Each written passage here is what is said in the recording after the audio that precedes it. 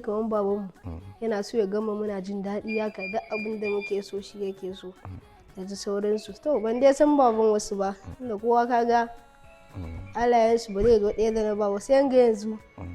To a dai shi nan dai babanmu dai in na ce mai ni nake son abu duk abin da kake so zai yi kokarin ya samun maka da shi, amma wasu iyayen suna samun wannan dan kalubalen haka. Wala wasu kuma suna so su kawai su abin da suke so su yaran su za su yi.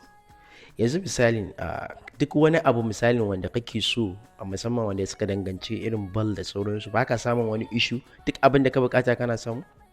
Abun babanmu? Hatta kalmi ma yana kana samun wannan gudunmawa da ku. Ko za a buga kwallo ma na ce ba mu da kwallo a layi sai ya je ya siyo mana. Yana siyo mana yana wawu. Yanzu kai wani kalubale kake fuskanta da shi dai a yanzu yaro ne kai a yanzu baka fara fuskanta irin wannan kalubalen rayuwa ba da sauransu, ko akwai wani kalubale wani challenge da kake fuskanta a yanzu? Baka da wani challenge, baka da wani damuwa a yanzu haka?